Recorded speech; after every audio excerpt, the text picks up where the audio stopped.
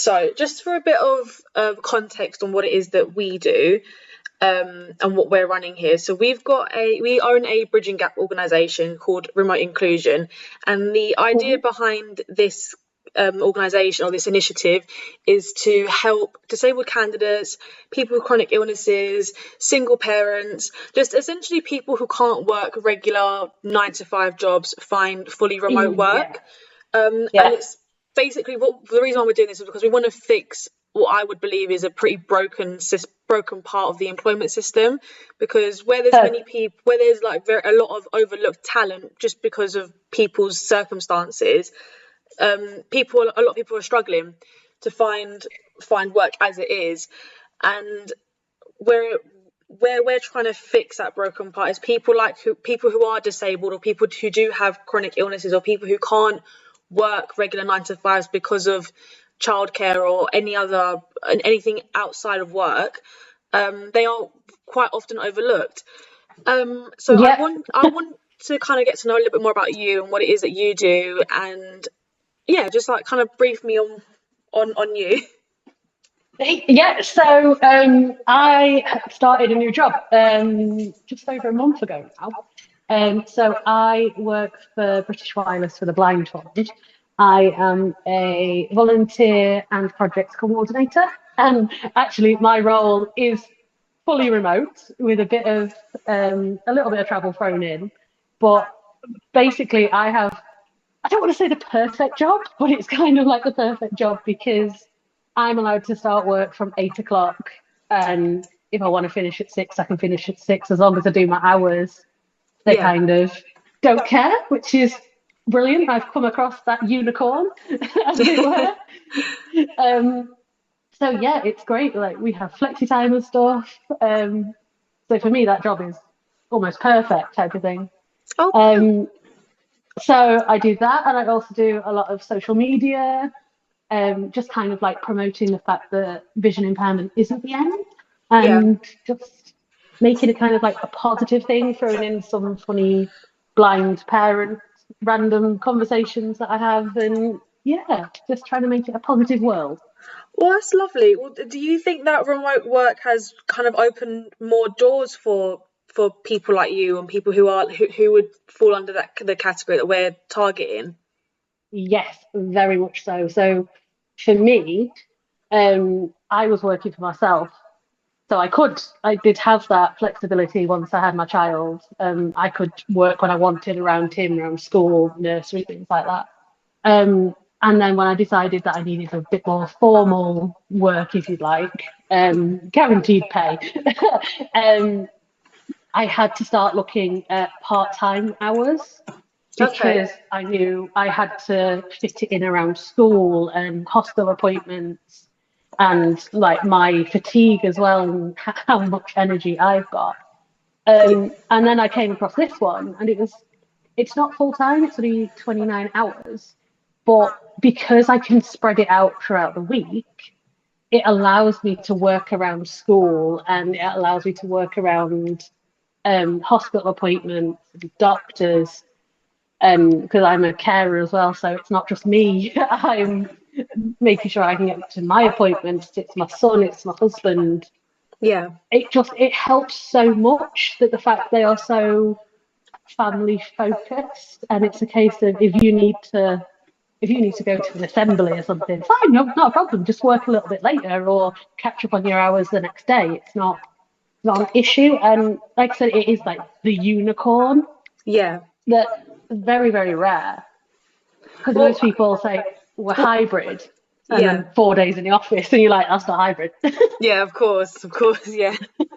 Well, I think, do you know what? I think that's what's nice about it, though, because the fact that you want a job where it's like your work, what kind of works for you, not the other way around. Do you know what I mean? So it's very much. I mean, I think how do you think employers can make remote working environments more accessible then, if this was to, because we were talking, like you kind of briefly mentioned something about hybrid work, and it as much as they say in the job description, it's hybrid, it isn't hybrid. So how could they make environments a bit more accessible for disabled candidates?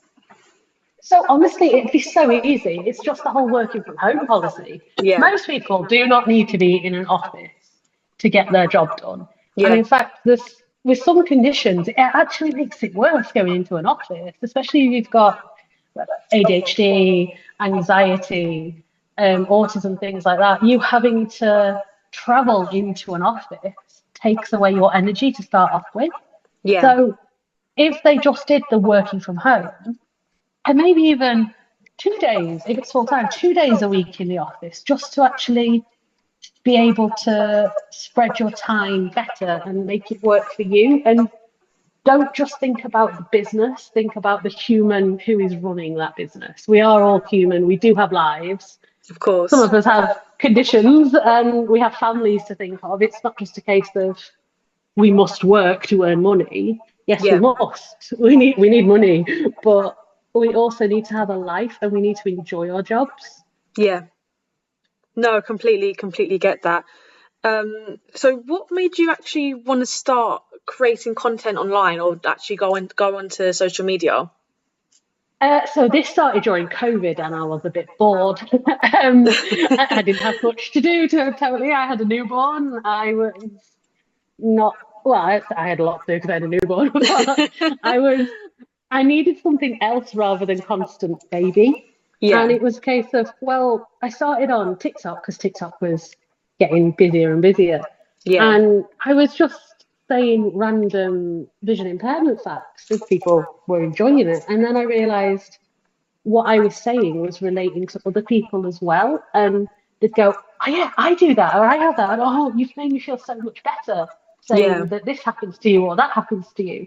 And it kind of became my little world where I could go, this is happening to me, isn't it funny? And someone else goes, oh, I thought I was the only one that happened to, or just spreading a random fact. And now I get messages of people asking me questions as well. It's like, I'm not a professional, I'm just me living my life. Um, but yeah, it's just kind of grown from that. I've stepped away from TikTok a bit just because TikTok is TikTok now.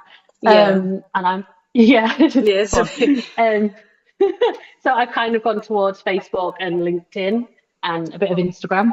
Hmm. Um, but yeah, the reach with that is quite shocking. Yeah. Um, yeah, so I feel like I'm supporting people without supporting people. Well, no, I mean, I guess you kind of hit it there. I mean, people are coming to you and speaking to you, and what in your experience or your opinion on things. So you kind of have become almost for a person for people to speak to, which kind of like goes into like the next part of what I want to ask. It's more about the like employment and workplace inclusion, because from someone who is visually impaired, like just purely based off your experience alone and what people have told you and what people have spoken to you about, like what barriers do you usually find or face during in employment, where if you didn't have social media, like what would your barriers be? Honestly, straight away, it's people's perception.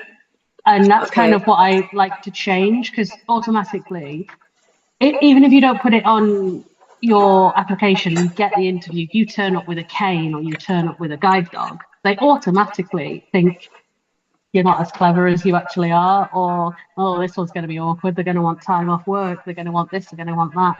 Yeah. It's that perception that is already there, unfortunately, with some people, not everyone, some people. Hmm. And straight away, you've not got that job because of your vision, but you can't prove it because obviously it's illegal for them to go, no, because of your disability, we're not giving you this job. But Yeah. you just know that that's the reason that they're giving because you'll get a vague answer like, oh, someone else just got further along than you or they had more skills. And you're like, I'm on interview number 60. Not that many people are going to have the same skills as me. True. Yeah, no, it's true. And I think as well, I mean, this kind of goes very nicely into the next question I had of do you think employers generally understand accessibility needs? But I think by that, from what you've just said, it's not because they don't understand, because they don't want to understand, but they can't understand because they've not been in that Yeah. position. They can't fully understand. Yeah, very much so. They don't, because they've never had to deal with it, they've never Yeah, learnt about it. So it's not a natural thing. And then they yeah. think, oh, it's something extra. I'm going to have to learn and put effort into learning. They just think it's too much like hard work. But then you do get some employers who want to help and want to support and want to do it properly. Yeah, well, I mean, I think that's where that's kind of like where the problem is, because where a lot of industries say they want to, they work with inclusion, they want to work with inclusion, they actually don't. Because they can't. Yeah. Their workplace and the work culture just doesn't work for our candidates. So in terms of like, what would you say true inclusion in the workplace to you would actually look like? Being treated normally, being treated like everybody else, Yeah. but also with the idea of we're all human.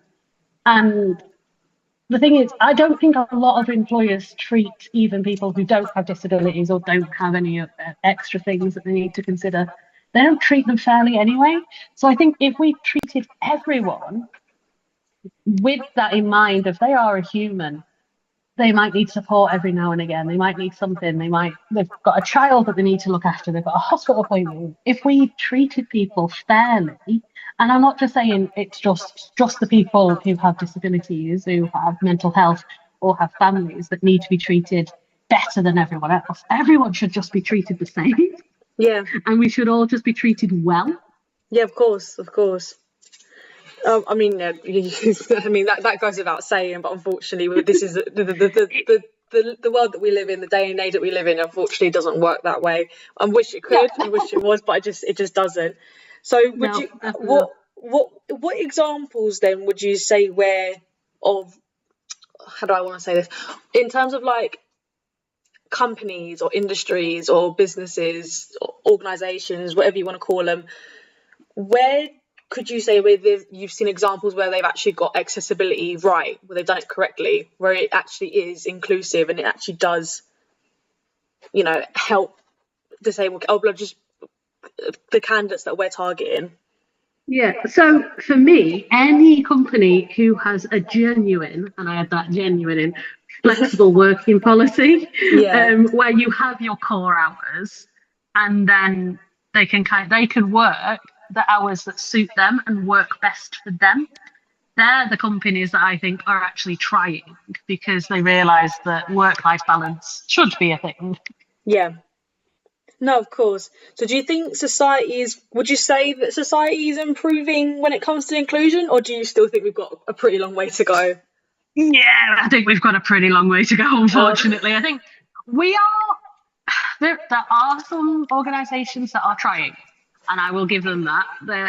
I did a post on this a while ago. It's always the small organisations who want to help and support. When you get to the larger organisations, they just don't care. They're all about making money, and the people who are making them money, they don't care about. So it's a case of, we need to get those larger organisations to step up and be inclusive to everyone. Of course. I think, do you know what? I think the problem is, once the larger the organisation is, the more they just kind of view people as numbers. They're not actually people. They don't, and that's where they start to care less and less about accessibility and actually workplace culture, and more of, you're an employee, you work for me, you do your job, you put your hours in and you go, which isn't, very inclusive, but unfortunately that is the way the world works, which hopefully we're going to change with our initiative, and hopefully drive that inclusivity into more businesses and into more companies. I think that covers all my questions. Do you have any questions for me that you'd want to ask me, or? No, not really. I think you're doing amazing. That you actually care, because there's very few people who actually care and want to help and support people. Because like I said, it's not just people with disabilities. If you think about it, it's everyone. Of course. You've got a child, you're already on the back foot, because you need to pick them up from school. You need to do nursery runs. Yeah. Children get ill. It's what they do. Yeah, so I think you're doing amazing, and hopefully the ball gets rolling and it gets bigger and bigger. Oh, thank you so much. I really appreciate it. Well, do you know what? It's funny you say, because the initiative approach is my business partner's idea, because he actually was disabled. He is disabled, and he actually said, if it wasn't for the fact where he became disabled, he wouldn't have come up with this idea, because he was in a wheelchair. Before that, he wasn't in a wheelchair. He didn't understand what it meant to actually Yeah. to understand to be in that position. And only once you're in that position, which God forbid, Yeah. I would never want that, wish that on anyone. But you don't really understand how difficult it is out there and how limiting it Nope. is for you to be in that position, because there aren't that many options for you, and it's hard. It is very hard. So It hopefully, definitely is. yeah. But So hopefully with this, we'd be actually be able to make a difference and create a change in workplace culture, which a lot of companies should really be doing. But they should, but it's whether we can bang the drum enough. exactly. Well, thank you so much for taking the time to speak to me today. I do really appreciate it. So all of this this has all been recorded, and I'm going to post it all to our social media handles. So thank you so much. I really appreciate